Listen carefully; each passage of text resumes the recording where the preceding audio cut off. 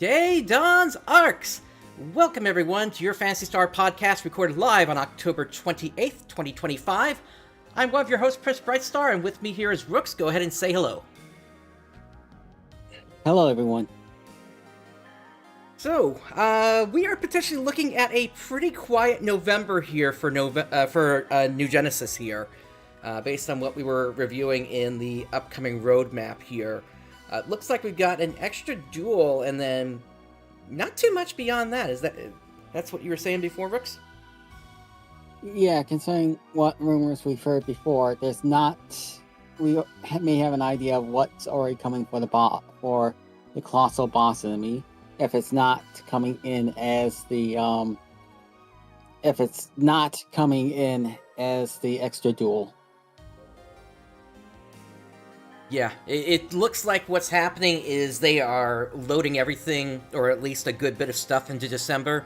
And even the preview for today's Headline Wave stream says that they're going to be giving us a preview of December, whatever that's going to end up being. Now, we are also getting to the point on that roadmap where we're looking at that Rappy that looks like it comes from PSO and not PSO2. So it'll be interesting to see what actually ends up happening here. I can also note that Rappy looks very similar to the one that shows up in the tabletop RPG book. Yeah, we'll be talking a little bit about the tabletop release for certain. I haven't completed my whole review of everything, and Rooks, I'm not sure if you have either, but or no, you said you hadn't yet. So we've only got we'll only be able to talk about bits and pieces here, but hopefully we can at least give you a little bit of information here today. I know that Arwen's already gone through it with a fine-tooth comb. Yeah, my focus was more on the timeline. I'm not certain if you focus more on the game systems and such or not. I've been trying to take a look into the game system, but it looks pretty bog standard, except for a few things that do kind of bother me. I was kind of interested in the Fate system. I don't know if you had a chance to take a look into that or not. I took a look into it. It's very similar to another system we called Bennies in Savage Worlds and other systems. It's not completely uncommon. Gotcha. Okay. Beyond that, of course, it's Halloween time, so the fan-run servers for Clementine and Infinia, they're doing their Halloween events, so we'll be taking a brief look at those updates. But yeah, we're basically just waiting to see what we're gonna get in November, especially given the last headline that they did was kind of loaded up, partly because they had to cover 45 days worth of content in there. So yeah, and I see the live stream on their side is already activated. We're going to probably get stuff soon. Yep, I am already setting up on that side here, so but we'll it's just gonna be a question of what we're really gonna get. And still, my interest is more on whatever is coming in December, because it could just simply be they ported an enemy from PSO into New Genesis. Sky High Wish would be nice if we actually got Regol as an area. Probably not going to get that, but we'll have to see. It would certainly... How would they justify that, though? I could do it through timeline shenanigans and subspace shenanigans, through the stuff that happened with the stuff that happened back in base PSO2 with the Phantasy Star Portable 2 stuff. Phantasy Star Portable 2 Infinity, whereby they rescued Red Ring Rico and Heathcliff Flowen, and then they ended up on the ARKS, with the ARKS running around with them. And then somehow that coming over. But Headline Wave is starting, so let's check this out here. NGS Headline Wave.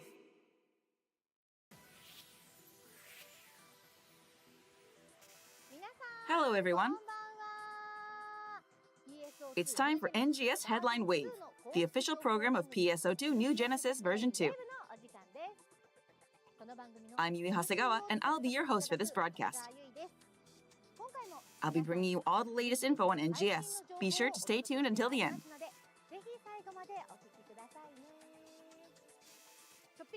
It's a little bit early, but happy Halloween! I love Halloween, and I really enjoy seeing all the costumes of all the ARKS out and about.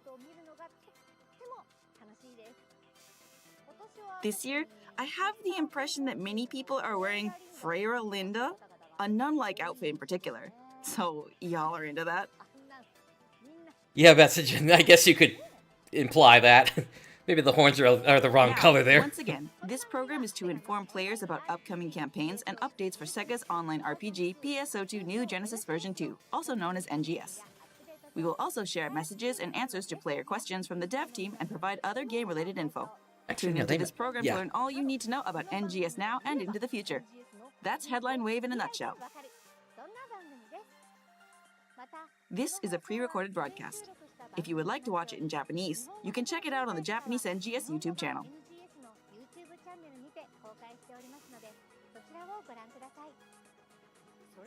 Without further ado, let's move on to the updates you've all been waiting for.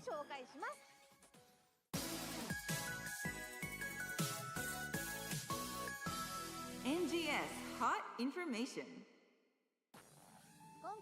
First off, I'd like to share some info on the updates for November. Let's start with a video. Yep. Hey there, Nirudin.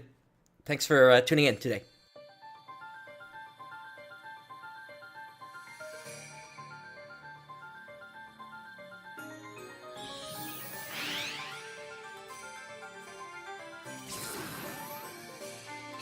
Extra dual planetfall strike. Okay.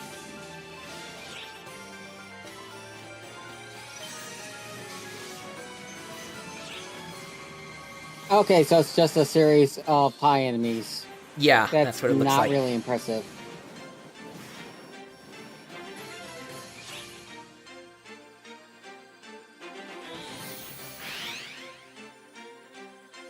And then we got an Ultra Realm exploration update.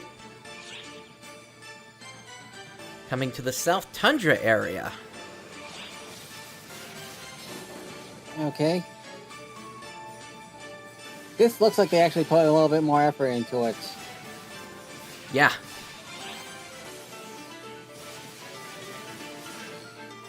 And I'm guessing this is the soundtrack for it as well.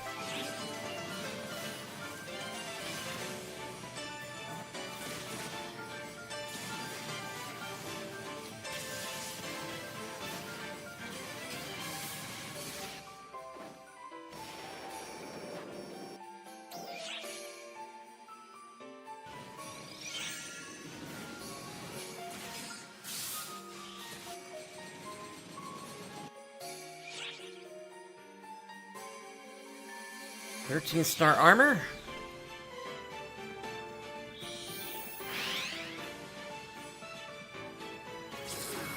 Another line strike update.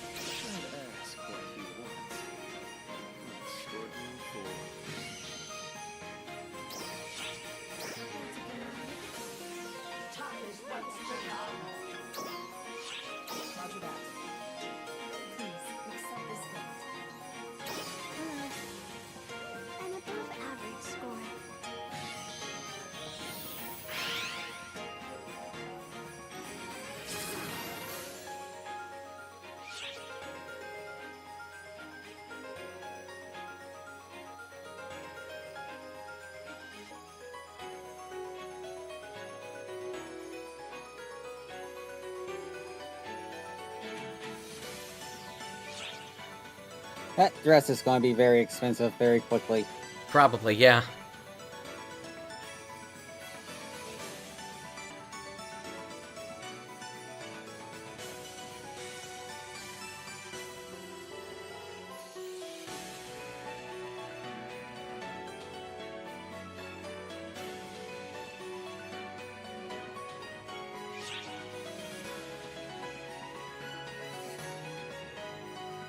I thought we already had the green one.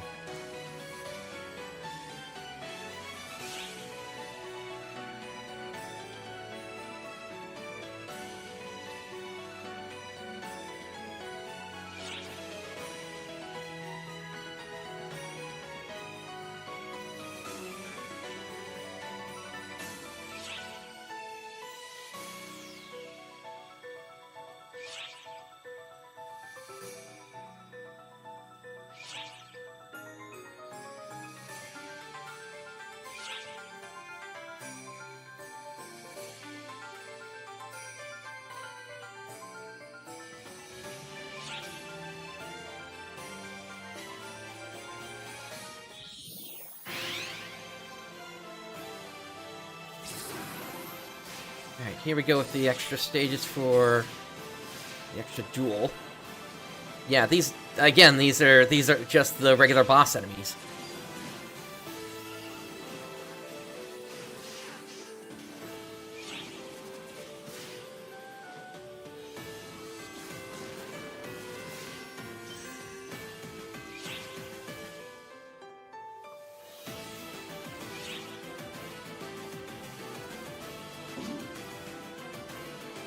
No, I hope they are not expecting us to build completely new units just for these duels.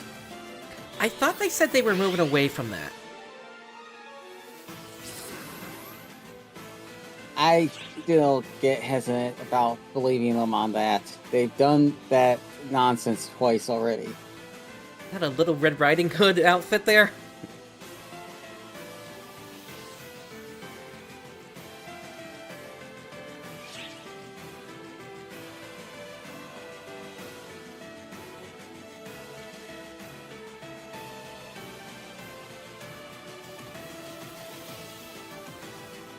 And I suppose you could also say you've got your bard look in this set as well.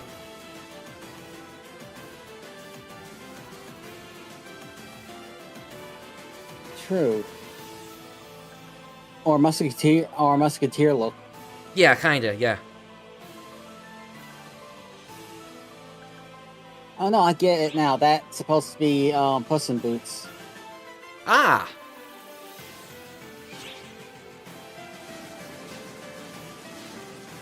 Okay, now this is looking like BB Bonnie Hood.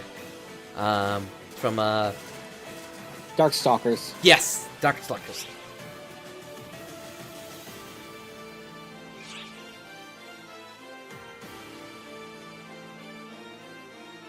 Yeah, this is PSO2. This is from the first part of the Primordial Darkness fight. Interesting choice to use it here. Yeah, especially considering it was such a major dramatic part of that towards the end of PSO2. Yep. It almost feels sacrilegious, really.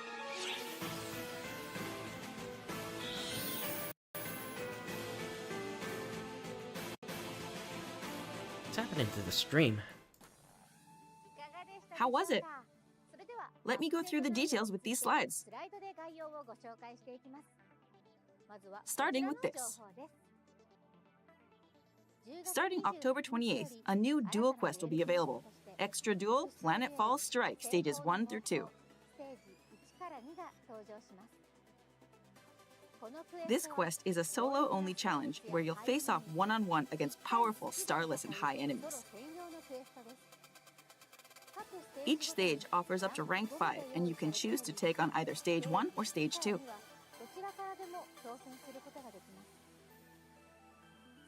You'll initially be able to accept rank 1 for each stage, and clearing a rank will unlock the next one. As the rank increases, enemy abilities will be enhanced and your own abilities will be weakened, making the battles even more intense. So make sure you're well prepared before taking on the challenge. We'll see how much the attack patterns have changed.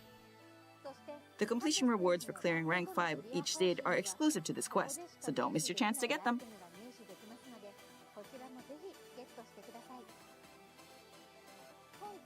In this quest, you'll encounter Rasetsu and Max Fang, along with a new boss enemy, High Max Fang.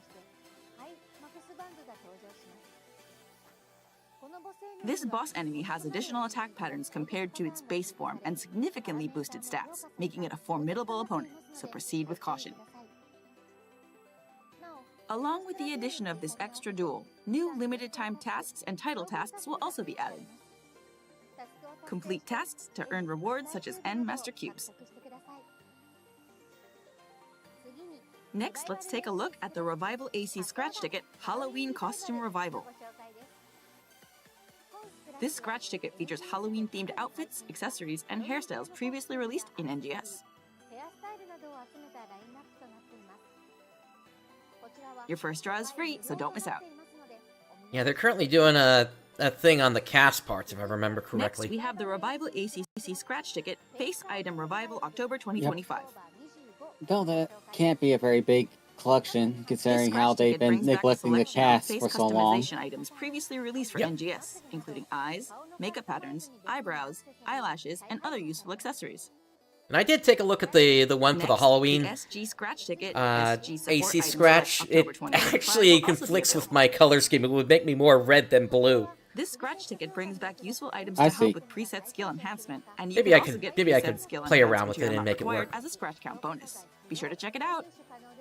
If I recall, you can save. Well, you can flip those colors around. Starting November 1st, the Revival AC Scratch Ticket Rewind Collection November 2025 will be available. I think you're right on that. This scratch ticket mainly features items from AC Scratch Ticket prizes originally released in past Novembers. As a scratch count bonus, you can also get motion changes and the weapon camo guitar case, which were previously available as I scratch still count can't bonuses, believe they didn't so be take sure the to check it out. opportunity to upgrade all the old PSO2 cast sets to a The N-spec. Gold Big Bang Scratch is making a return, offering luxurious prizes I including think up to the 10 skeleton's million slightly NGSv2. different. This time, if you clear the main task to the Kavaris region, you'll receive one Gold Big Bang Scratch ticket. But yeah, that will have helped them a lot with having stuff for the cast There will also be available. limited time Yep. tasks and a reward box where you can earn gold tickets available during the event period. Play a variety of content and enjoy the Gold Big Bang Scratch. A limited time task will also be available where spending a total of 1 million N Meseta in the personal shop will earn you an N colored change pass and a salon free pass. Spend a total of 2 million N Meseta and you will also get the weapon camo Judas Almighty CV. Be sure to take advantage of this opportunity to use the personal shop. Altered Investigation, South Tundra area, will be added to Alter Realm Exploration interception sectors on November 5th. Alter Realm Exploration interception sectors is a quest where up to 32 players work together to destroy the high enemies that spawn at regular intervals in the Alter Realm, a new space that has suddenly appeared. I still say this looks much more interesting You than can the beat the most powerful high past enemies by defeating Alter Realms, regular just enemies because and they completing did trials while definitely waiting for them to spawn. improve the layout quite a bit. Yeah, I'll agree. It definitely seems to have more Unlike the verticality. previously released Central Desert area, South Tundra area is dotted with Alter Dash boosters, and you can also obtain Blast Design from the Alter Drones.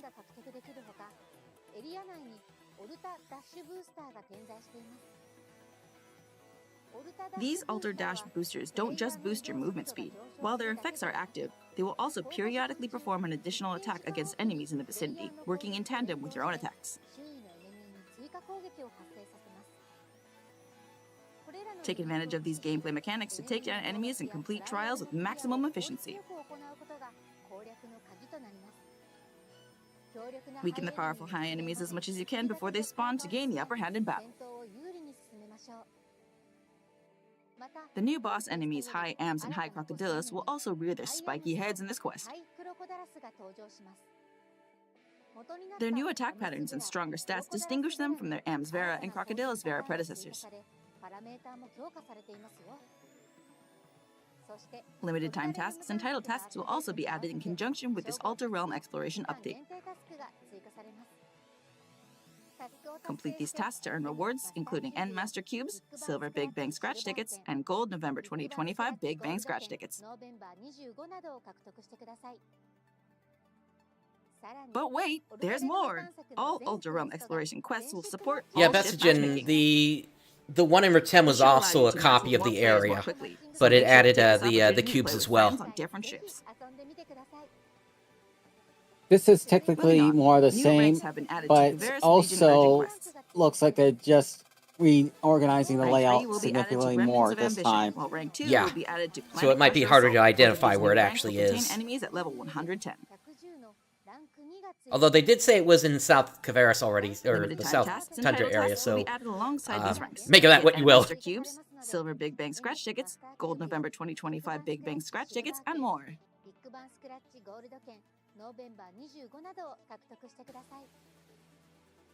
The new 13-star Rarity Fortune Armor series is on its way.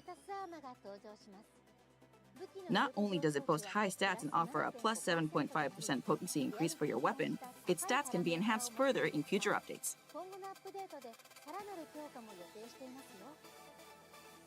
You'll also be able to enjoy the new augment, Argent Gigas Master, very soon. You'll be able to create it in the Item Lab's Exchange Enhancement materials under Augment Capsules. Weapon potency is really starting to get up To there. exchange for it, you will need Gland Gigas Master, Magi's That's Gigas why Master, as well as Super new Banner augments was to Stadia. complaining about the power creep. Forza armor and Stadia can be obtained from Altered Investigation South Tundra area, so get questing for new power-ups.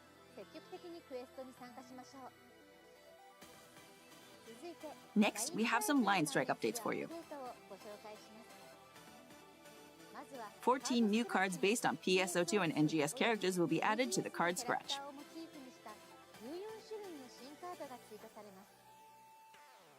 Luther the Fallen, Gemini, Jin, you're right. Elmir, Now that you and mention it, Shiva, who are bosses in the that various basically story makes it so episodes, that will make there's their line always strike a debuts in correct, this update. a single Kanyui correct and Faria choice will also join the fray decked out by in the main adding uniform they potency wore directly for to the the Super armor Origin like Festival's that. key visual, complete with a special It makes skill it so where that you serve can't Omuras create a during match. situation where you could have multiple choices In for armor. addition, the Crawford card that was previously Like in distributed base as a task PSO2, reward there will were be actually available in the multiple card scratch options starting you from could this have update. for armor at different levels, and technically it would At the not card be recycle, you can get card necessarily sleeves wrong based to on the pick main either of visual them. for Sympathy 2021 and a playmat based on the cover art for the PSO2 Episode 6 design docs.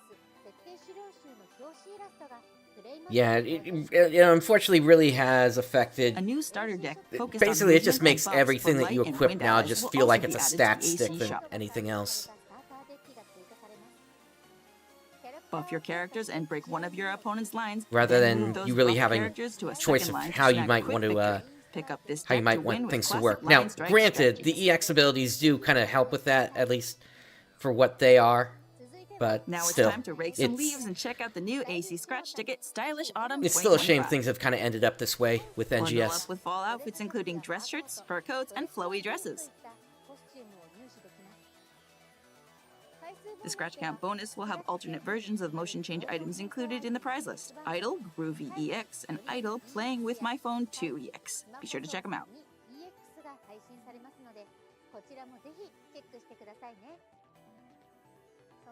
Aww, a cuddling emote. How adorable. Stages 3 and 4 of Extra Duel, Planetfall Strike will be available starting November 11th. Fight one-on-one with a Ravid in Stage 3 and a Gil Zaber in Stage 4.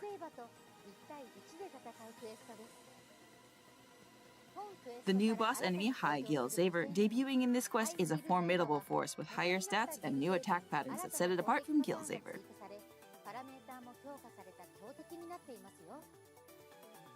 By completing rank 5, you can get the accessories Balrog's sword and Balrog's rifle, modeled after enemy weapons. Do you have what it takes to win? So they're accessories and not camos then. Title tasks and limited time tasks will also Yep. be added along with the new difficulty levels. Completing the tasks will net you That an was the one Master Cube good thing and about other Masquerade. unique If you rewards. got all the way through that thing, you actually Mission did get the Pass weapon NGS as Season a 50 weapon is also on the camo. way. In addition to stamps and accessories, the lineup Makes you wonder features why they valuable couldn't items do such that as with, personal shop use, 3 days, and with SG those Scratch Ticket enemy price weapons. lists, as in previous releases. I don't know. The I mean, it Sour seemed Bacon like they were Thousand headed Armor that way, at accessories least for with the PSO2 will make their Trinitas NGS debut area, this but season. You can also get the new Tiger Mask accessory and the Mag that thing's Form just Reaper Wrappy fallen from the to Mission the Pass. wayside Don't miss for out. quite some time now.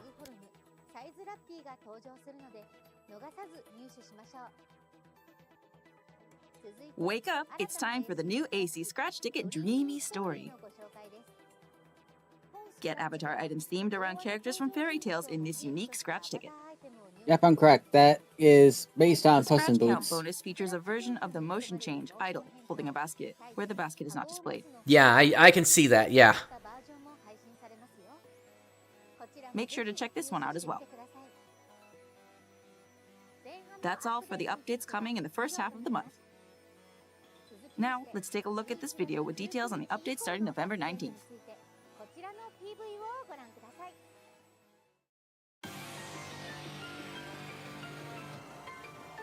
Okay, that's, again, PSO2 music. This being the Shiva music. No, I don't think that's Shiva. That is From the Shiva battleship, Okay. rather. yeah. I was just saying Shiva generally.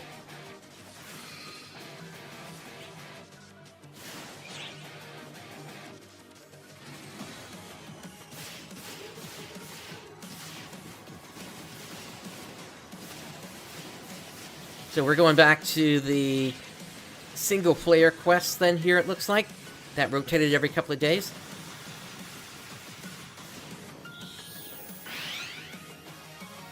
That was actually a nice series of quests when it came out last.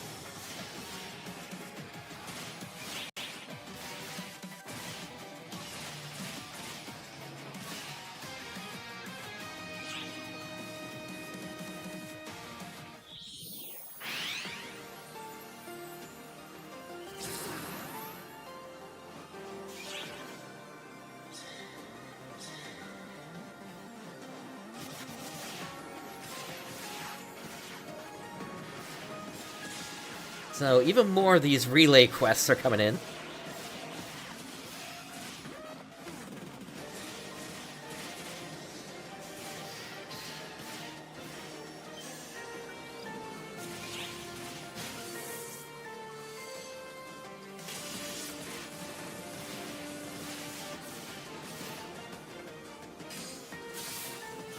Oh, there's Masquerade again.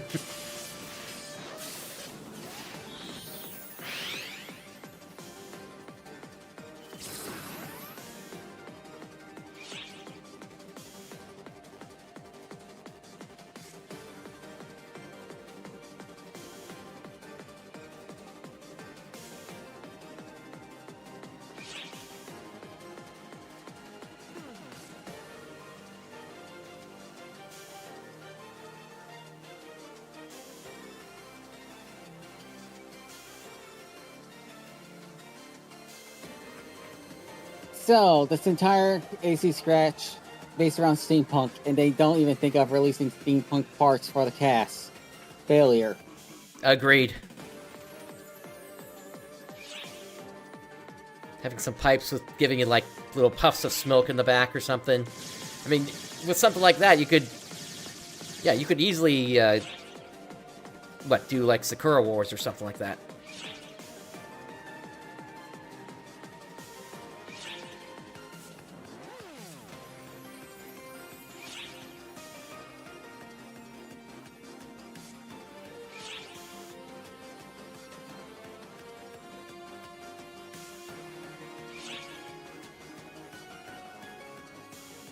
Okay, that's just a meme.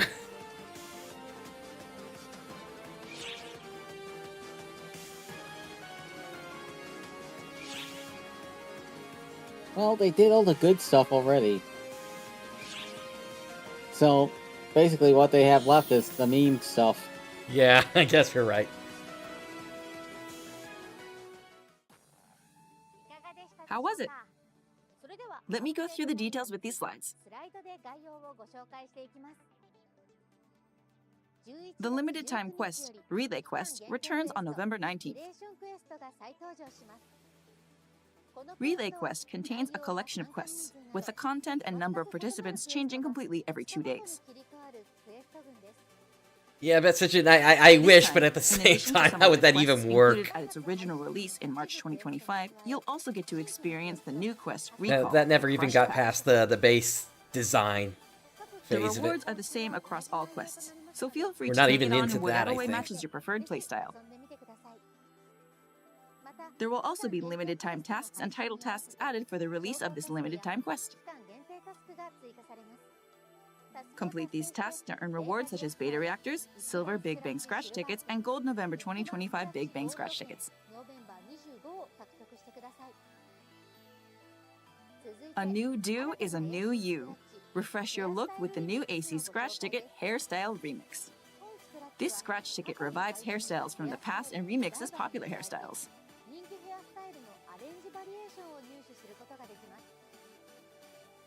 The new mix hairstyles swap the back hair of a base hairstyle with that of another, creating unique variations. Business in the front, party in the back.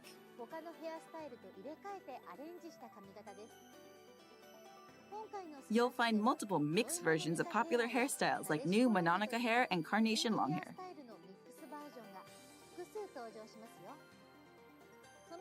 You can also pick up remixed hairstyles where Color 1 and Color 2 are swapped. I bet you're dying to see them.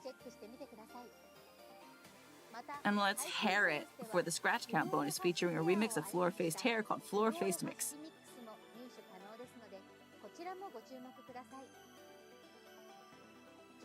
The Revival AC Scratch Ticket PSO2 Memories November 2025 will launch alongside the PSO2 Day on November 21st. Avatar items released in PSO2 make their return. Get a prize slip every 15 draws through the scratch count bonus and check out the emote Cross Legs that's also making its return.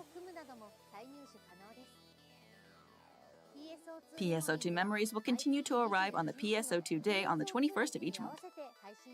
The thing about these PSO2 memories is, change each if there time, really so isn't keep your eyes much peeled. new in there, I mean, you can already kind of get most of that On stuff November from 25th, just playing the stages base 5 game and as 6 well. will be added to Extra Duel Planetfall Strike. Yeah, but with the base game's economy There, basically a tanked Valzaga on awaits you in purpose Stage by 5. Prepare NGS, for a by the plutinated NGS Stage 6. team. A new boss It's ending also gives debuts in a this lot quest, of the High Plutonate. latecomers A plutonate with new to attack get patterns and those stronger stats. get those items. That's true. Although you can still find some deals on the player market in there. Completing rank 5 will get you starless cubes, as well as an accessory modeled after an enemy, the Dalian Ring. Take on the challenge and win your rewards.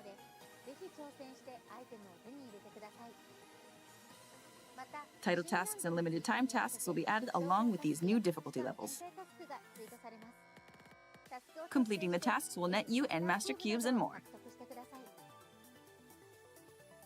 The limited time quest Relay quest will get an update. We've prepared some different quests than the week before, and you'll also be able to enjoy old favorites that have been polished up for smoother gameplay. The rewards will stay the same here as well, so take on this quest at your own pace and enjoy the ride. Now, put on your goggles, it's time for the new AC Scratch I Ticket. remember Shades one of the Steampunk. relay quests where it was like, This it was a scratch ticket single features player one, and stylish it was just kind of like you steampunk-inspired dashed outfits through as and well as just dresses took with out like suspenders. 10 enemies all at the same time or something in a single hit. That The one was Scratch Count actually bonus offers pretty alternate quick and versions of the fast. Trunk Case EX Glide and Dash Motion change items featured in the Scratch Ticket lineup.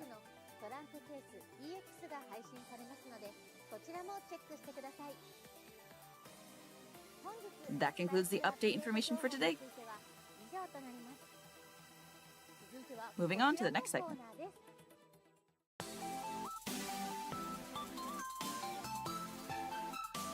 NGS Operation Report.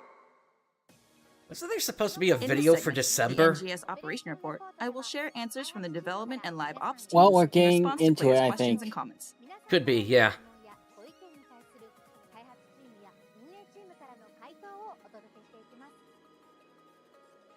I'd like to start by reading a letter from the developers.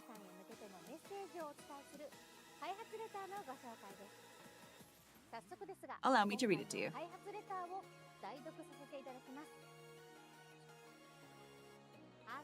We would like to thank all the ARKs out there for continuing to play NGS. Here, we will provide information on the intended implementation of updates introduced in this program in the form of a letter from the developers.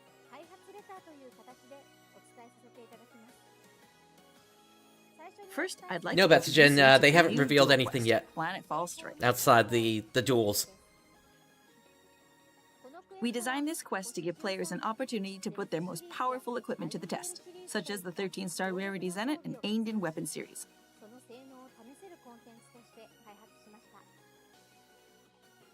The highlight of the previous duel quest was a one-on-one battle against Ruin Masquerader, but this time the enemies that appear will differ for each stage, offering a more varied combat experience.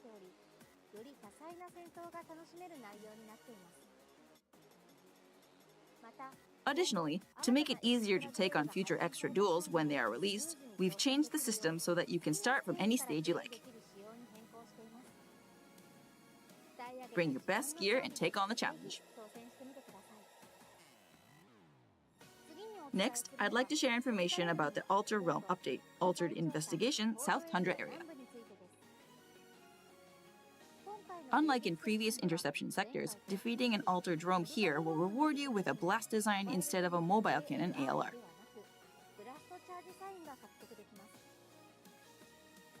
Since this Alter Realm exploration quest follows the release of EX styles, we made this change to ensure players can fully utilize that new system. Level up your EX styles and dominate the Alter Realm.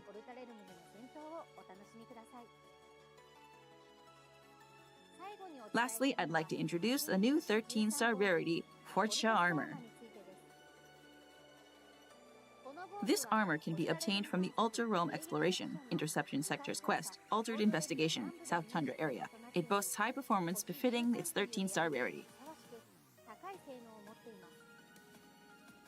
We are planning future equipment upgrades for the Forza armor as well. Stay tuned. And then the question is, are those upgrades going to include the choice of getting more That's all for the HP letter or from the more developers photon today, points? but we've prepared a special video for you to watch. Okay, here we go. Calculations complete. Solution discovered. That's Luther. Yep. Generating supergravitons. So the question is, Calculations complete. are they going to at Now least to present my findings. acknowledge this in the story, or is this just something that they're just throwing in? We'll see. And then our player's going to have the same problems like they did in PSO2 with breaking that clock open. Oddly, I don't think they will, because the forces have been very active in using status effects. Yep, but what if you end up in a team that doesn't have a force?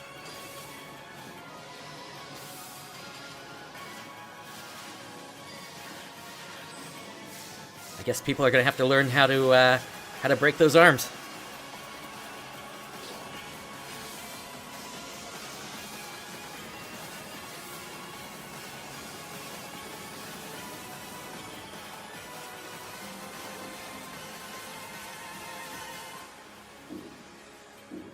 I am Luther the Fallen. I am one with the Akashic The system reawakens. Yeah, that's kind of ominous. How was it? Thank you for Does continuing this to play mean NGS. something related to Lucille? That was the letter from the developers. Oh. Or maybe it actually does have some story relevance. It had Continuing better. on to the next section, I have answers to players' questions and comments from the development and live operations teams. Here is the first one. If they were going to do that, why wouldn't they do the Elder Could you make fight it as easier well? to tell if the keyword for a keyword gift was entered correctly? Here is their response. We are planning to implement a notification for when players successfully obtain a keyword gift. That was their answer. Let's move on to the next question. It'd probably just be a little system message or something Could you make it confirming so that we could use question marks in search queries when checking preset skill market prices? Here is their response. We are planning to update this function to allow searches with a question mark at the end. Further details will be shared in upcoming headline waves and other announcements. That's all for our Q&A today. Okay, that was kind of pathetic. That was really Forward, fast, we will but continue to bring your questions and feedback to the yeah, development and we'll see how the operations Luther teams fight and share goes, I the answers guess. with you. Please share your thoughts and opinions about this program and the game on X and other social media using the same hashtag as the previous headline series, hashtag NGS Headline. Moving on to the next segment.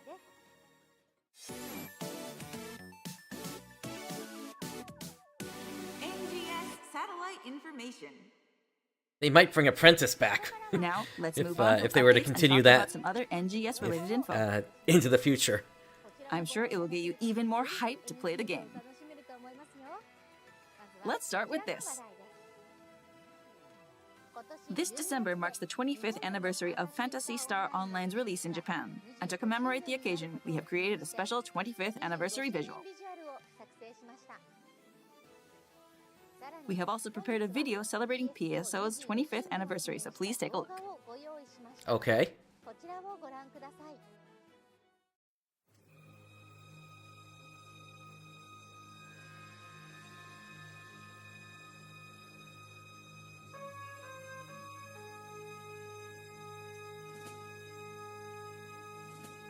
What, they don't have the original video files for that? So... Yeah, this looks pretty bad.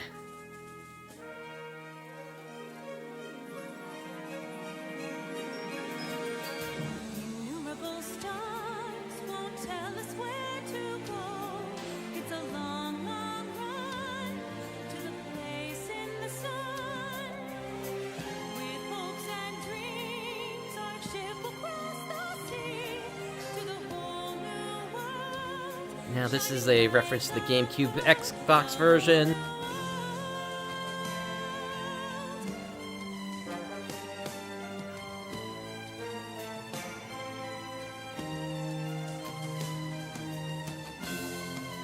Is this old footage, or did they actually bring the server back? Old footage.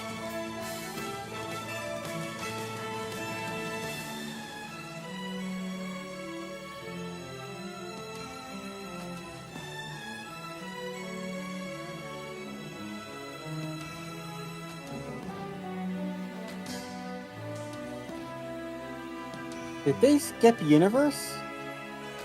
Yeah, because that's not PSO.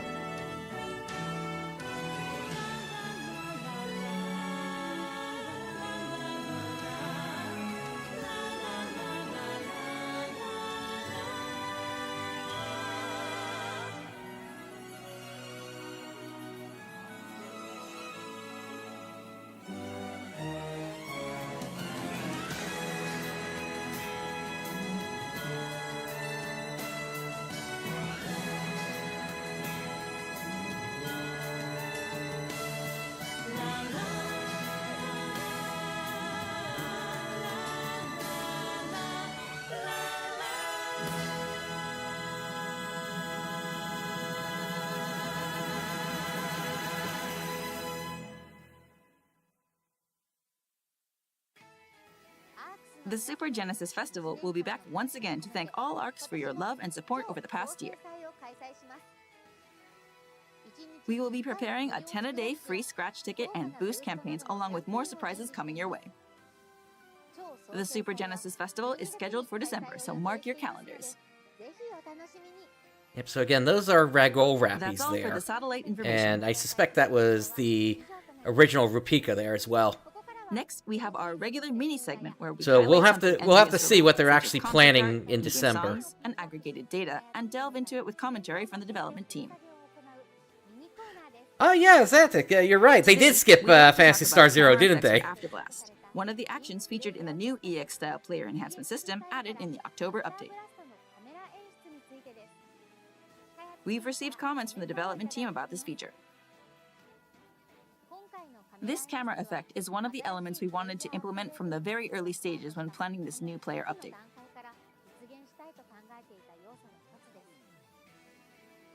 Up until now, action scenes in opening videos and story event cutscenes that showcase characters in a cool, dynamic way have been very well received. Based on that feedback, we wanted to make characters look impressive, even during normal gameplay actions. As we ironed out the details for EX styles, we decided to introduce camera effects specifically for Afterblast to give the moment more impact.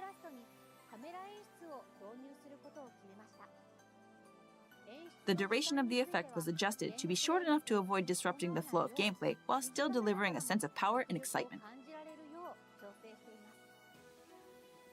We also made it possible to disable the effect since we felt it was an important option for players to have. And thank you so much for that.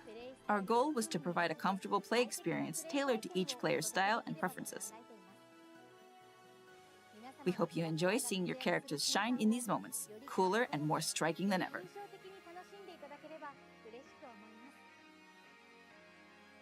What do you think? We will discuss other concept art and songs in the coming episodes, so please look forward to it. That's all for this episode of NGS Headline Wave. This broadcast strives to make NGS even better by collecting audience input. Please share your thoughts and feedback on this program and the game by using the same hashtag as previous broadcasts, hashtag NGS Headline on X. Together, we can make NGS an even more fantastic game.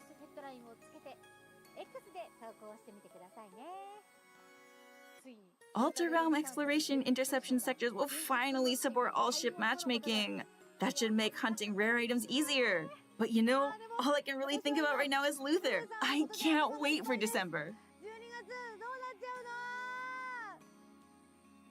The next episode of NGS Headline Wave will be released on Tuesday, November 25th. It'll focus on updates coming in December.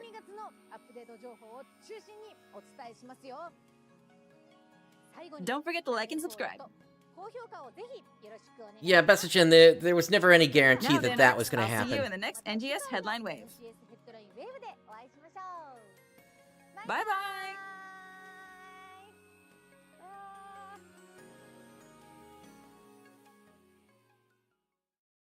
Alright, so that's headline for this month. Let me go ahead and bring this down.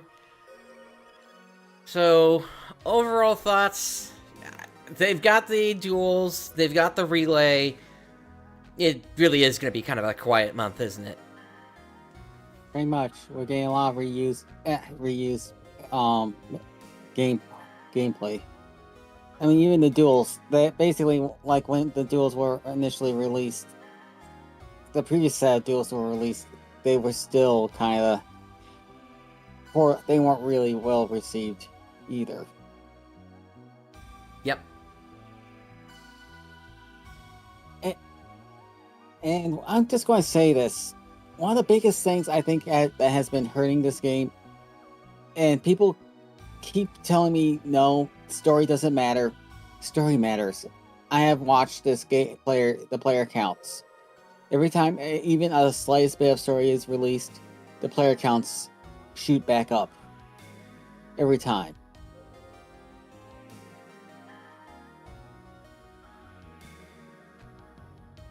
Yeah. The story needs to be... They need to pick up on the story. They need to do a better job with it.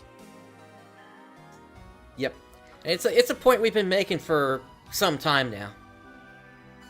It's one of the things that...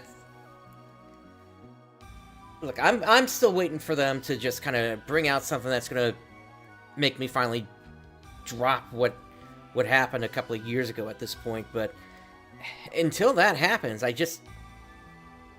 don't know. Even I'm starting to wonder if I'm just holding this grudge for too long, but at the same time, when you're dealing with the topic of suicide in that moment, that it really is, they really handle that in such a poor way.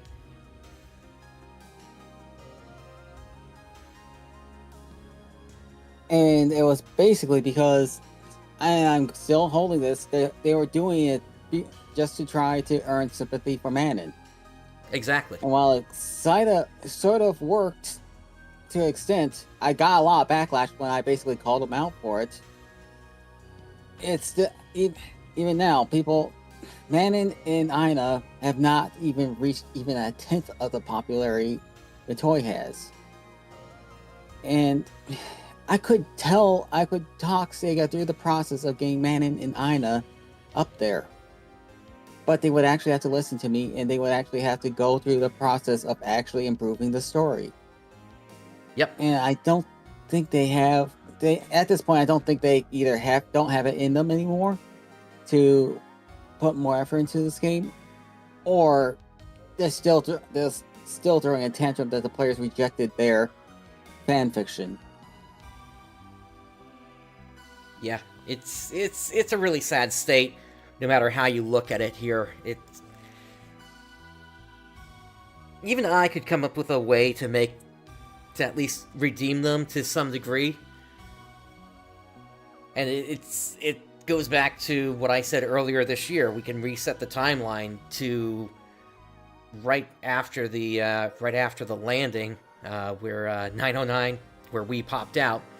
Except we keep our memories of everything that's happened with the Starless since, and we basically call Zepheto down from the start. That completely changes our dynamic with Manon and Aina at that point.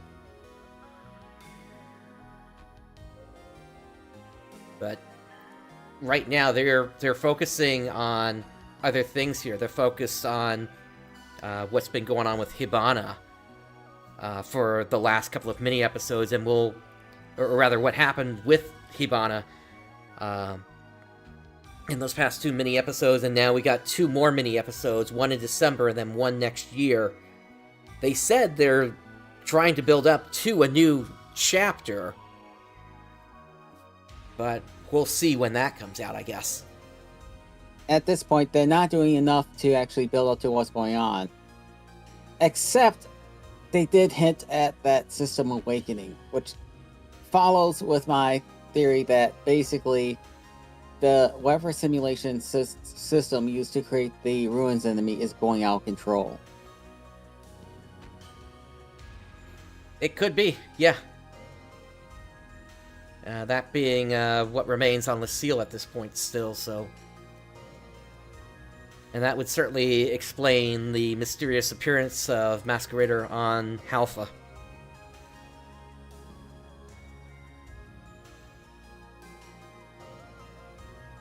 But okay, I think we're good to move on to the other topics we've got here for today. So let me go ahead and bring this up here. Unless there's anything else you want to say here. Not really. Okay. All right. So, let me shrink this up a bit here. There we go. Now I can see you again, chat. All right. So, starting off, there was an issue with ship transfer where players who transferred ships couldn't see their items. And so there was a whole thing that happened with this here whereby they had to disable ship transfer until the issue was fixed. And so this bug has now been fixed at this point. And if you no longer require a ship transfer, please go ahead and withdraw your transfer application before the start of the next maintenance, is what they're saying here. I bet that would be quite the heart attack to anyone who moved across ships like that. I totally agree. That's not the kind of thing you want to have happen. How did this happen becomes the question. Did they do something with the item database? I honestly don't know what to make of that, because it's the kind of thing where the system has worked correctly for so long, it makes me wonder if they're doing something on the back end that just forced them to, like, create a whole bunch of more space in the database for something coming in the somewhat far future. I'm not saying we're gonna get another expansion or something like that here. It's too early for me to make that kind of prediction, but it's the kind of thing that stinks like that when something like this goes wrong. Yes, or their spaghetti code is finally getting so tangled that it's starting to catch up with them. It could be. Yeah, we'll have to see if this happens again.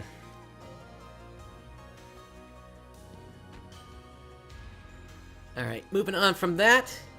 Hey, recently the 200th episode of Central happened. And if you haven't checked the bottom of it yet, there is a keyword for you. This is still active.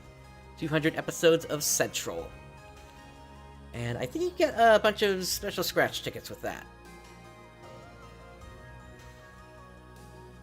And then there is the EX Styles Awaken Fast Track campaign for returning players. So if you haven't been checking out the game for a bit here, there is a bunch of stuff going on here that's going to help you out here. Up to 100 draws, Head Start 10 a day free SG Scratch. And then there's a welcome back login bonus. This goes until November the 5th. So if you need to get a bunch of N experience, then here you go. You're going to get yourself a plus 30 million ticket, which will get you into the new EX style. Or rather, get your EX style leveled up. And then they're also giving you 5 days of material storage and extended storage 1, along with a bunch of other gifts here as well. There's also an ongoing treasure shop sale, where you can get some of the Jivolg series as well as Program armor. And then there's also an equipment upgrade enhancement support campaign ongoing. And also if you jump in, you're also getting a Type 2 Simple Guard ring for your character as well whenever you log in. And this goes on indefinitely. That's it for that update there. Actually, can I say something? Sure. They completely botched skill rings, bringing them in instead of properly setting them up as an easy to something that you can easily grind up. I'm seeing in the shops that just getting a base ring can be more expensive than some fashions. As a result, I haven't even filled my Type 1 slot yet. Yep, same here. I haven't gotten a drop, and the prices on those rings are insane. It's like they're priced as if they're a fully augmented current day weapon right now. And then you're expected to get multiples to grind up these skill rings? They just really screwed this one up. Yep. I mean, I could tolerate how them being very rare if grinding them basically just required you to basically obtain one and then just grind it up similar to how they were done in base PSO2, but here, where you have to basically obtain the same ring over and over again. This is starting to sound like gotcha mechanics, if I'm being honest. And I would not be surprised if they put something in the SG shop or the AC shop that gives you in-place rings that you could use for the grind. And I'm not trying to give them ideas. It's I could see them doing it, though. They may. And that may just further... Right now, I'm going to say gotcha.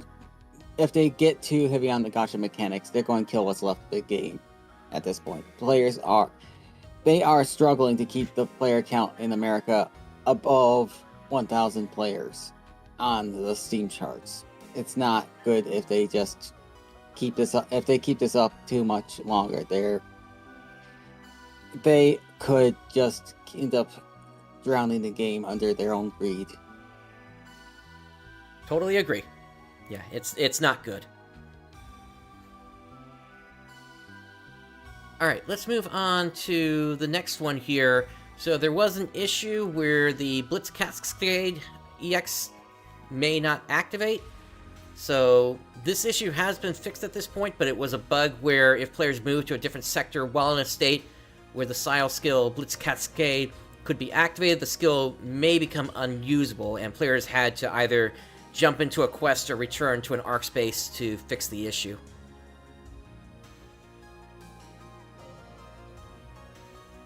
Also, Sega put out a notice about the Unity Technologies announcement, and they basically said here New Genesis is not impacted by that issue in any way whatsoever. So it was a big thing when it happened, though, because it's I don't know the full details on it, but it potentially affected all Unity games. Do you want me to explain it? Yeah, we can take a minute or two here. Basically, Okay, you're familiar with arbitrary code execution, right? Oh yeah. From there was a way that other programs apparently could use Unity games to initiate arbitrary code execution.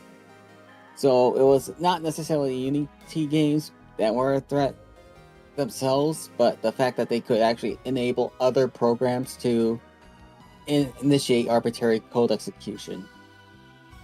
So that was the issue. Gotcha. And this, as far as I know, no other program. There were no in the wild incidents of this. So, but it is a case of all Unity programs at this point have to need to be patched against this. Gotcha. And just to be clear, this is not the same as when we're talking about a speed run or a task where basically you get a credits warp just by doing some specific controller inputs, right? Right. Basically, arbitrary code execution is a way of triggering. Well, let me put it this way: almost all malicious code needs to find a way of being activated, and that's basically what's going on. And usually, it's almost, if the system is built tight enough, it's impossible to get a operating get something to get some code to execute that wasn't supposed to in the first place. That's why when an arbitrary code execution exploit is found in a game, it can be a big deal, because you can get things like the Triforce, finding the Triforce in Ocarina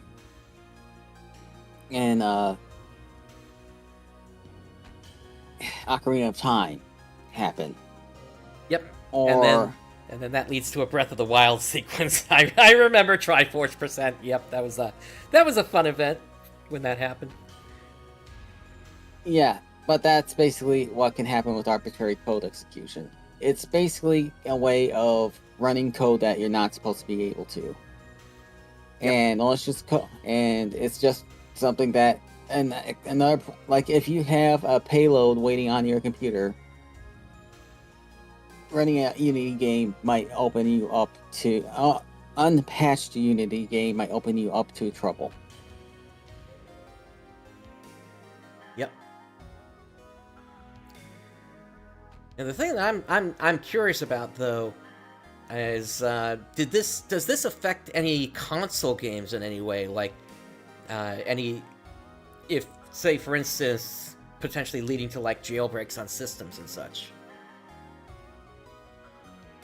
Possibly, but I'm also going to say it's one of the things where I suspect you're going to result in. I don't expect to see much. I don't expect to see much from the console side, because I suspect that those affected games are going to get patched. I mean, even Unity has released a tool that you can self-patch games that haven't received an update. So I think across the board, almost all games are going to be receiving, and all Unity games on the consoles are going to be getting a forced patch in the future to prevent that. Yep. That makes sense. Alright, let's move on from this then. And there was an issue whereby armor and skill rings sometimes do not register correctly in loadouts.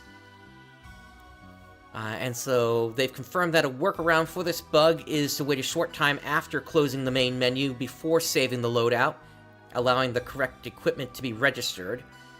And that's what they advise for now.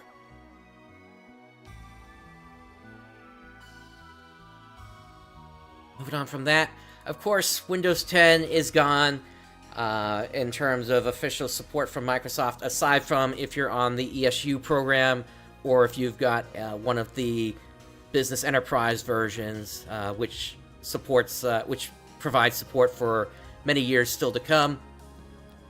But effectively, this is the same message as we've seen before, whereby they said they're not going to be able to provide any client-side fixes.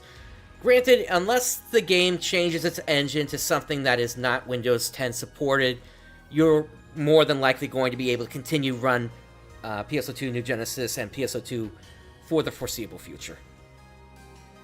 And you can always run it through Basite. True. Anyway, also I have a friend who had been until just recently been running NGS on Windows 7 still.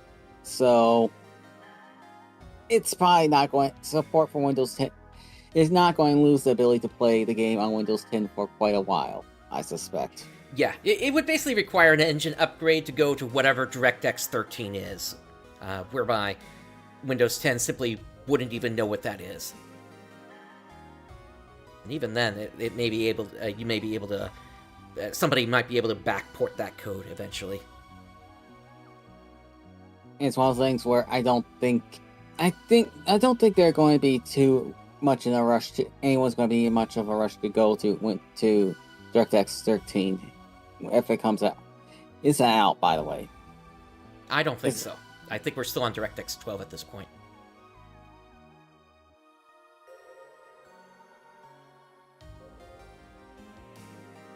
Alright, so for now, let us take this away here. Let's talk for a bit here about the tabletop release. So, the tabletop release is out fully at this point. There is both the PDF version marked with identifying information, since they're trying to prevent it from spreading out. And then there's also the physical book that is out as well at this point here. The PDF version has also received an update at this point. Rooks, did you notice if that had if that update got into the physical version or not? I haven't been able to tell yet.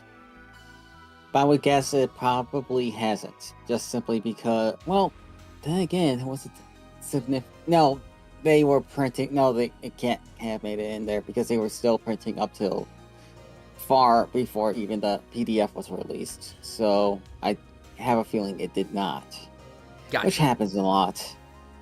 I suspect the next printing would have the updates and fixes. Okay, that makes sense. But I'm not even sure what the changes are quite yet between the two. Gotcha. All right. So why don't you talk about the systems that are in this, since that's more where you focused here. Well, I'll be honest, I haven't gone through all of it, but it's very bog standard for what I've heard about of the D20. And it's also very incredible, and because of that, it's also very incredibly easy to get into if you've already played something like Dungeons & Dragons or Pathfinder. Very close to the same rules and everything. To the point where it can sometimes probably feel a little too watered down, too simplified and streamlined. And especially for someone like me who's used to GURPS.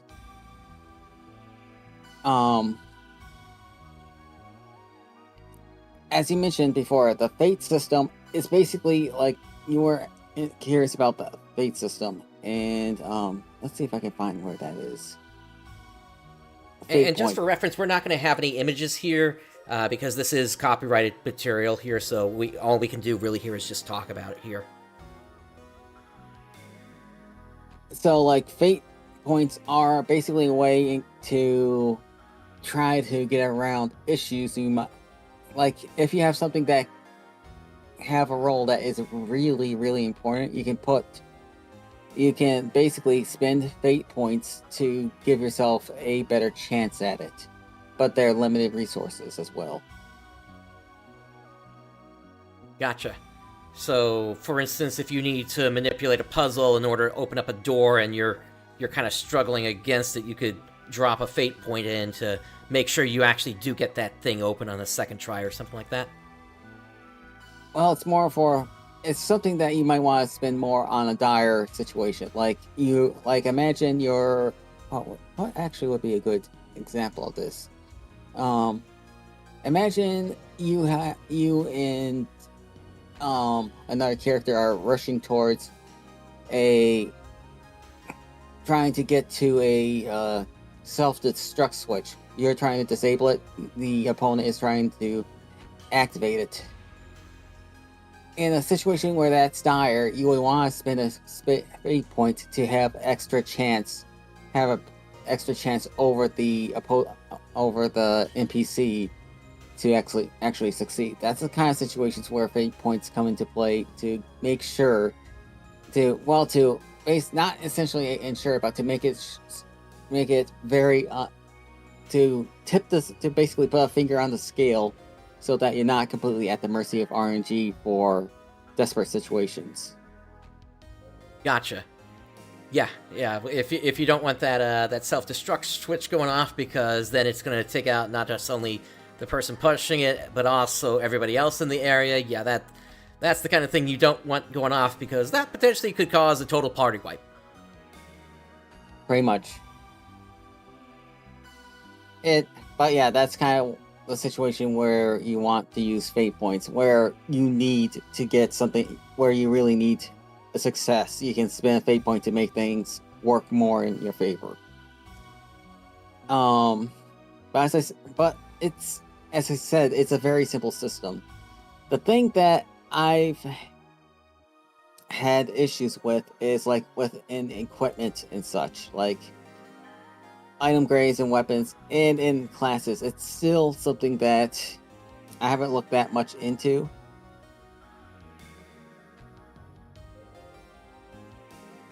Oh, sorry, I just noticed that Arwen's in chat. He's saying, I'm familiar with Change Fate in Sword World, where you can change the result of a roll to the opposite side of the dice.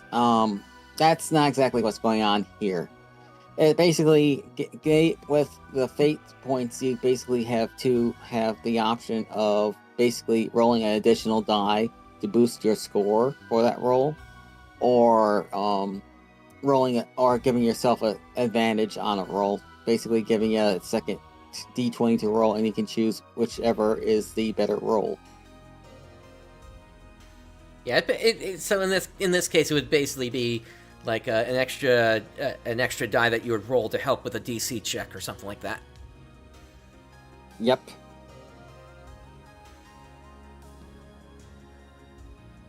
And as I said, with like the weapons and equipment, one of my issues is it's kind of almost difficult for me to explain, but one of the things is that they have things really watered down. First off, there's they do equipment grades instead of basically having different listings for these items. Also, I noticed that looking through the monsters, I could not find Dark Falls anywhere in it. So currently, Dark Falls is unstatted. And that's a pretty big omission for a Phantasy Star game. I seem to recall them saying something to the effect that because it takes many different forms, they wanted to leave it up to the DMs to do the stat blocks on it.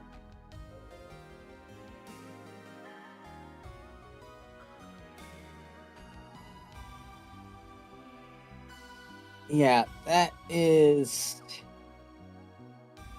that's asking for trouble, especially if someone's not confident in their ability to judge just how powerful Dark Falls can be. Yep.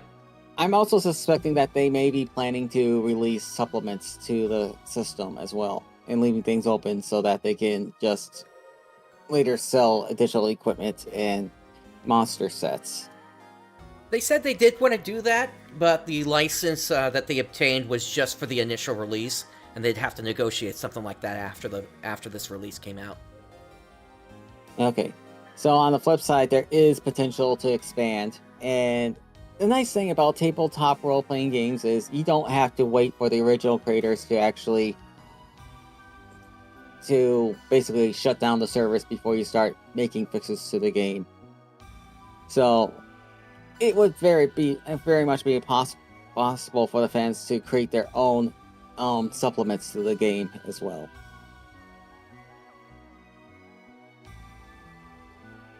Yep. And anything else you want to say about the system here? Not really. Just remember, it's basically, despite what they say in the book, almost everything in here can be home ruled, essentially, which is basically just you make your own rules for the game, and you can so if something really doesn't seem to be working, or a rule just doesn't seem to be working for a certain situation, there is always the option of altering the rule for that situation. It's not very little is hard and fast that you cannot make adjustments with. And then let's look at what you were looking at. Yep. So I was more focused on the lore aspects of the book. I still haven't completed my review of everything here, but basically there are several points that I did want to talk about here as I was going through it here. First off, there were a few points that I noticed that seemed to kind of be hand-waved to explain how characters got from one place to another. And yes, for some of these, we also don't really have good sources on certain events to begin with. I've cited like how little we really know about Wise in the past. But it would have been nice if the timeline cited specific source references for each point, in addition to just like providing a source list. Beyond that, they said it was, I would say it was good to see that they incorporated not just the game information, but even, say, the manga, such as Outside Saga, and even the drama CD into the timeline. Ultimately, they generally use the English translation names, so we're talking Alice instead of Elisa, Chaz instead of Rudy. The only time it uses the Japanese names is when there is no known English name, such as for Aina Lucille, who is a prominent figure from Phantasy Star 3 Generations of Doom on the Japanese version, who makes absolutely no appearance in the English version. That information just got completely wiped out. The book does, however, appear to be missing certain events. For example, Yoshiban released a manga last year explaining that Zio from Phantasy Star The End of the Millennium was also an Esper from the Esper Mansion, and they were hunting for a Dark Falls fragment left over from the battle 2,000 years prior under the Motavia Governor's mansion.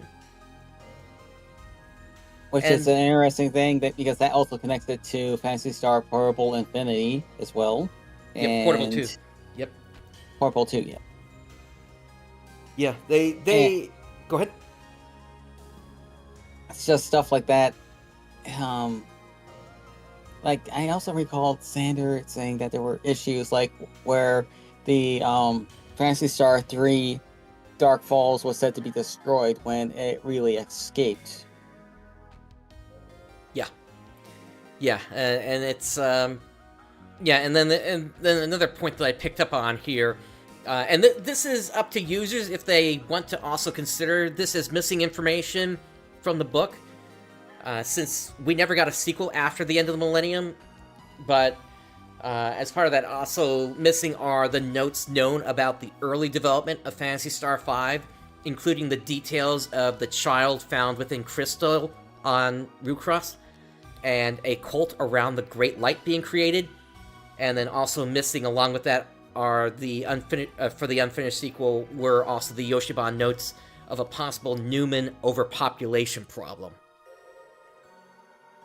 And I'm still in the process of doing my review of the PSO timeline, but one thing that seems to be missing, and this kind of goes into the question of if you would want to include this or not, but there is a dead timeline related to a cast named Talus that went insane, killing the other members of his party.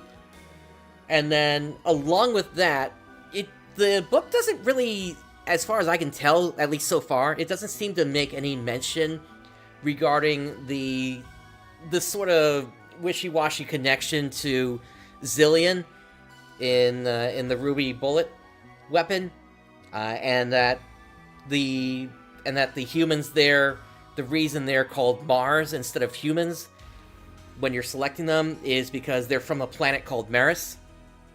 So those are just some of the things I picked up on. Granted, that last one there is it was never really ever confirmed and may just simply be a head nod on that one. But it's something that we never really got full confirmation one way or the other from Sega on. So those are the kind of things I kind of picked up on here. And yeah, I'll agree with you there about Outside Saga. That was one of the things that was kind of hand-waved there, because if I remember correctly, we never got a full... the story for Outside Saga never got finished. And so it was said that, I think if I remember correctly here, they were talking about how both Elisa and Lutz saw saw that Dark Falls was going to come back, when originally it was just thought that it was just Lutz that figured it out. So, yeah, there's definitely some elements in the lore section that seem a bit hand-wavy, I think is the best way to put it at this point. And yeah, they do say in there that they had to collect information from many different sources, and that's kind of how that community has always kind of had to deal with this, not knowing one way or the other in terms of how everything ended up playing out. So I just don't know how much input Sega had on this timeline to confirm or deny anything that they said in this here. Yeah, we already mentioned that they said the Dark Falls was destroying Phantasy Star 3, and that's inaccurate. We also ran it. What was it? I'm going to also say they can't touch Phantasy Star. They couldn't touch Phantasy Star Universe for some reason. I don't know why, but with how Phantasy Star Universe became connected to Phantasy Star Online and then the prequel comic to Phantasy Star 4 became connected to Phantasy Star Portable 2 Infinity through the Dark Falls fragment. Basically, some of this may have been something that they couldn't avoid, issues that they couldn't avoid. You gotta also remember, you have possibly non-Japanese speakers working with Japanese team, and we may also be losing. You also have to wonder just how much of the current Phantasy Star team over at Sega still has the old knowledge. A lot of us in the fans community tend to have a lot of information just memorized. Agreed. Yeah, and I will say for certain, when I'm talking about events that happened in PSO or PSU back in the day, I myself am a primary source because I was there when it happened.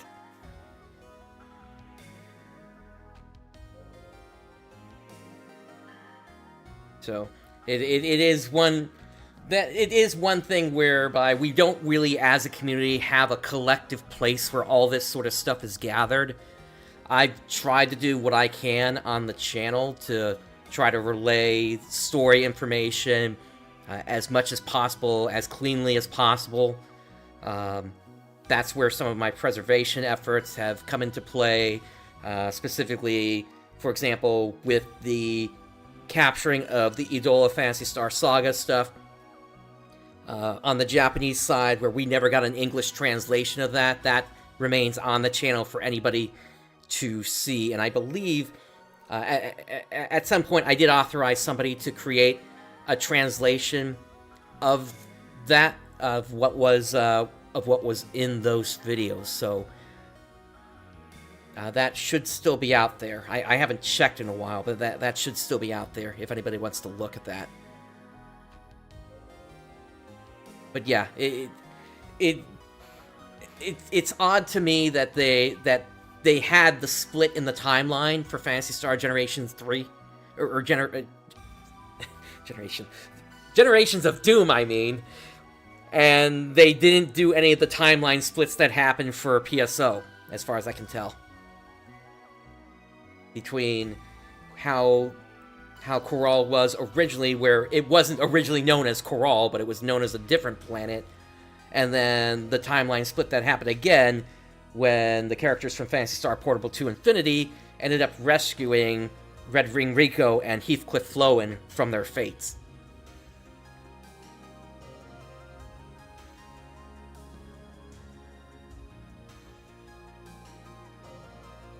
Well, Yeah, this is why I'm kind of always. Well, this is kind of why I'm kind of pushing towards the idea that we need to kind of be gentle with these guys, with the creators here, because even Sega, it doesn't always be coherent on this topic, because we have people saying that the Phantasy Star Online 2 universe is completely separate from the others. And we already know that's not true. We already know there are multiple connections across all the games to the other series. So it's just a case where even Sega isn't consistent anymore. So can we blame Skydon if they're having issues? Not really. No.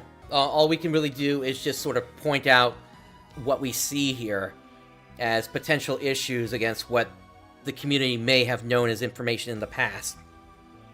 And again, point people to that thing at the front saying that because they're having to combine different sources to bring this whole thing together, that there could potentially be issues in what was actually said. Generally, the policy I like to take is whatever was said most recently by Sega or somebody representing them kind of becomes superseding of anything that was said in the past.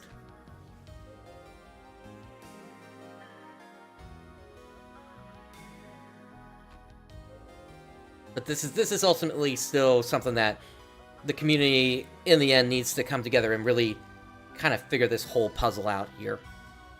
Because there's still so much that we don't know. I already brought up Wise in this discussion. We obviously have limited information about that supposed Phantasy Star 5 sequel. And then, of course, we know so little about what happened millions of years ago in that battle between the Great Light and the Profound Darkness as well. And that's just talking about Algol. There's still stuff about PSO we don't necessarily know about. PSU still has some unanswered questions. And of course, PSO2, we don't know anything about like how vast the photoner known space was. And that's kind of one of the things that I start to address. And then, granted, this goes into fanfiction territory at this point, but I've been working on... Go ahead. Oh, just comment on the photon. They at least had their entire universe mapped out, their own universe mapped out. There's hints that they went to other universes to try to find a place where they could hide from the profound darkness, and they just basically came to the conclusion that there was no place where photons did not exist in some form. So there was no place you could actually hide from the profound darkness. Sorry, I'm having a geek moment. Yeah, no, I get you, but there's still a lot we don't know about, like the Machian conflict and how far-reaching that was beyond the events in Nova, and kind of how that whole thing kicked off in the first point. Apparently, I remember something about the Machian people may have been stolen away, and they turned in to the ARKS in test tubes. But I would need to re-review that again, just to make sure I'm getting that right. I'm at the point where I probably know more about Phantasy Star than most people, or rather, I've forgotten more about Phantasy Star than most people will ever know about it in their lifetimes. As just a casual observer of finding out that it exists, and that's one of the weaknesses of this community. We don't have a centralized place to kind of document all this. We have some places. PS Cave is one. That's a good resource. But then we've got multiple interview translations that are available across various different websites as well. There's no one central place for Phantasy Star lore, unfortunately. And then we also have issues with biases getting in the way. There are people from the original who are original Phantasy Star Tetralogy fans who absolutely refuse to acknowledge anything new in the new from the Phantasy Star Online era. So there's also the issues like that going on, where personal biases can cause issues. Yep, and I'll be honest. I was mentioning that fanfic I was working on, and you know, I'll say it right out here. I would completely disrupt Algol to some degree here, because of how I would play that scenario out with. It would be an expansion of PSO2 Classic story, but it's not as bad as you would think it to be. I do very much respect the events that happen, but it's maybe someday I'll go into detail on this whole thing. Frankly, I would love to work with the Starlight team to try to get this implemented, but that may be too much of a thing for their team to be able to handle. But anyway, we're getting off topic here. Ultimately, we're still in the process of reviewing things related to the TTRPG. Don't know if we're gonna cover this further here on this show or not. If they have like another major release, maybe we'll be able to talk some more about it. But these are at least what we've kind of picked up in our thoughts here so far on it. Is there anything else you would want to say about it, Rooks? Not at the moment. All right, then let's go ahead and move on now to Clementine. So, as of right now, Clementine is doing their Halloween event, and this is going to be in place until November the 2nd, and gift boxes can be obtained in Ultimate. 2 new milestone rewards are obtainable during the event, all Anguish missions being available at once, and then plus 25% gemstone rates, Graphinia, Tanzad, and Serenad. And then there are 2 challenge-type missions that will also be available. The mission will change halfway through the event. And then, after they released it, they fixed an enemy EXP not being boosted, and then they fixed ultimate difficulty, lowering the rank with deaths. And then, following that, they needed to do a reboot on the server here. They fixed Farah's stats in C to S4 mode. And then, once again, they did a maintenance to swap the event mission and to fix a bug with Nanoblast. And then, along with that, enemy HP in Guardian's Exam has been reduced, and then the gift box drop rates had been doubled. And then for the mission Tyrants of Geralt, upon defeating Duragnus, players will now be forced into the temple area if they are in the forest area. And they removed a fence that made doing Block 1 secret kind of annoying. Going to the updates on the Clementine website here, so the event itself is called the Kakwane Pumpkin Festival, and you go over to the Habiro FD Village to participate in that. Along with that event, for Guardian's Cash, swapping elements for striking weapons now costs 1 GC. For weapons, they increase the accuracy from 580 to 700 on /U plus rifles that have boosted special effect rates. For gas, they fixed a bug where the Tech Mastery skill was applying the technique's max level instead of the type's max level for the damage modifier. They fixed a bug where Just Attack Damage Plus was applying more damage than intended, and they increased the Just Attack Damage Plus damage from 2.5% per level to 4.5% per level to keep it in line. And for Acromaster, they now gain 10% bonus defense points and MST from levels 20 to 100. And then as for the event itself, you actually have 6 missions as part of this event. Some of them have already left at this point here, but you do still have Tyrants of Garal and Desert Rush available at this point. And then you get a whole breakdown of the different milestones that you're going to get, depending upon how many enemies have been defeated. I don't think they've posted specifically yet how many have been defeated, unless I just missed it somewhere. But that does it for Clementine here.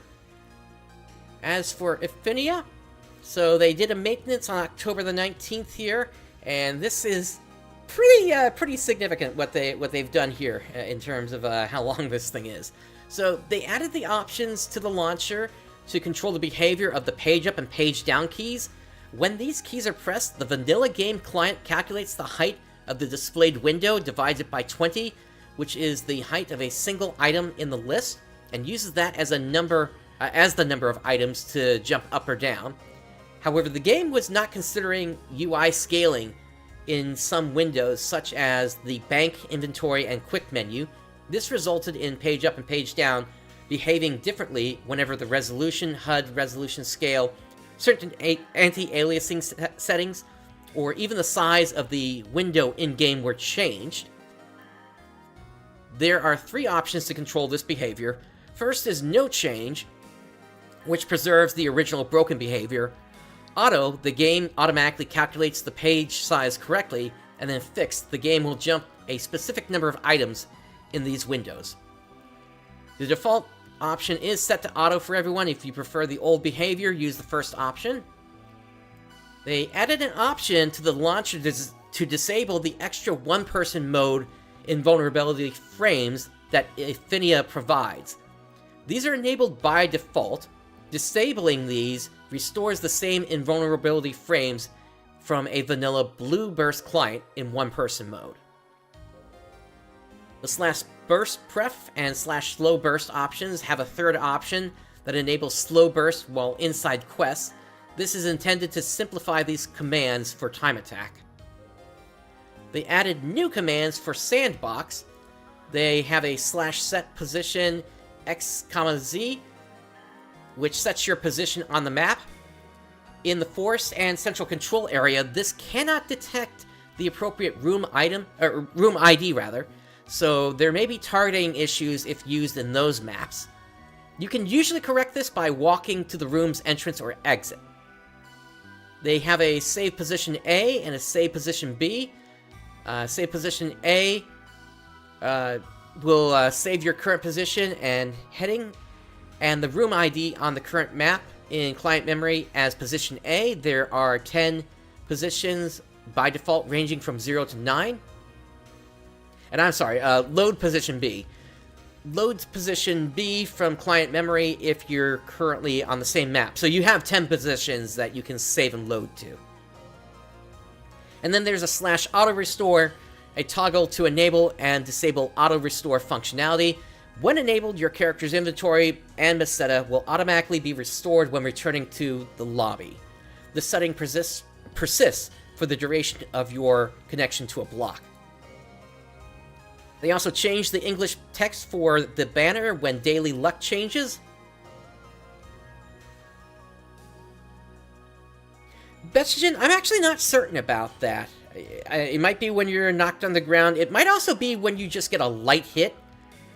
And it's been known that if you get comboed in a certain way, it is possible to get the players stuck in a situation whereby they just simply can't get out of that, and all their HP just drains almost instantly. And they might be referring to that they added that for. They fixed a rare bug with the damage cancel patches for Dark Gunner and Dubwitch, where a player may sometimes see these at the wrong HP value. This would occur under a specific set of conditions that made it incredibly unlikely under normal circumstances. Many thanks to Muki for reporting this. They fixed a bug in the server where some rates for a party were not updating in the /party info output when Daily Luck, RBR, or the ship's event changed. They added a property to the advanced config text file that can disable the Alt backspace shortcut. They added support to for item ktep4.afs images to the data/Affinia subsystem. They'll be pushing out a default mag image for the Sonic mag soon.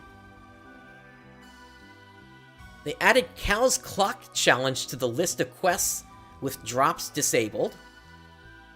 Quests with drops disabled will now show 0% DAR in the /party info output. There is a known issue where the daily forecast bonus is incorrectly being displayed for these quests. This will be fixed in the next update. They fixed an issue with item exchange where invalid data could be sent by the client. I believe this fixes the item ticket issues players sometimes encounter. Many thanks to Fuzziker Software for pointing out the problem in his notes in NewsServe's GitHub repository. Halo Rappy, Saint Rappy, and Egg Rappy now have a chance to drop the corresponding Love Rappy drop as a second item. The extra drop chance is only for the rare item drop. This allows hunting Love Rappy drops during seasonal events. They fixed another issue where Ultimate Challenge Mode could cause banners for level 30 attack techniques dropped from boxes. They fixed an issue where the game wasn't handling the X-input dead zone setting properly. They also increased the maximum for this setting up to 75. And they added two options to the launcher called Quick Menu Materials and Quick Menu Untech Weapons. These options control whether materials and untech common and special weapons appear in the quick menu. They default to enabled, which is the existing behavior. And that's all the updates they did for Bluebirds. That is quite the list that they put out here. Of course, along with that, the Halloween event has begun on Affinia. And it's going to last until November the 6th. You're able to get Halloween cookie drops at different rates depending upon what your difficulty is. Additionally, Halloween cookies have a plus 20% boost to their drop rate in the Halloween category of quests for the duration of the event. Note that boxes and scared Rappies will not roll for Halloween cookies. Pioneer Halloween and Rappy Halloween are available in Episode 2 under Event. This also applies to the Classic ship. The visual lobby will be adorned with various Halloween decorations along with appropriate music during the event. And Hello Rappies will spawn instead of Love Rappies in Episode 2. Hello Rappies also roll a second drop chance for the Love Rappy rare item drop, as we just found out about a moment ago here. And then the Jack-o'-lantern drops from Hello Rappies will provide players with one of the following mag cells. And it is quite the list that is available here. Some of these are specific to the non-classic server only. And then there is one more update here. There was a post that went out that was made regarding the future of anniversary events. And effectively, what they're saying in this is they wanted to be transparent about this whole thing, but effectively, they want to change away from the Maximum Attack E-Series, and anniversary badges will no longer be obtainable. Instead, with the next anniversary, next year, there is going to be a new type of badge that is in play. And I'm trying to find it again here. They're basically doing a set of colored tokens here. So during the event, each of the quests will give you a particular color of the token, and these tokens will be tradable to other players. So if you have a quest that you enjoy playing, then you can just continue playing that quest over and over, and whatever tokens that you need, you can then trade for them. And they give the example of here, while an ad slot may cost 1 green token, a photon sphere may cost 70 of every token color. And yeah, so there definitely some big changes coming for next year's anniversary event. They do plan to still have an equivalent of the anniversary platinum badge, but yeah, it's not going to be Maximum Attack E next year, that's for certain.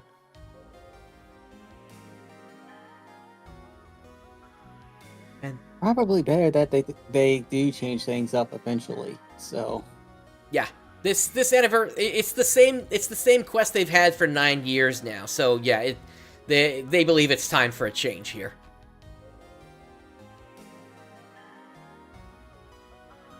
But that's it for updates for Affinia, as well as everything else that I've got here today. Brooks, did you have anything else you wanted to add before we close things out?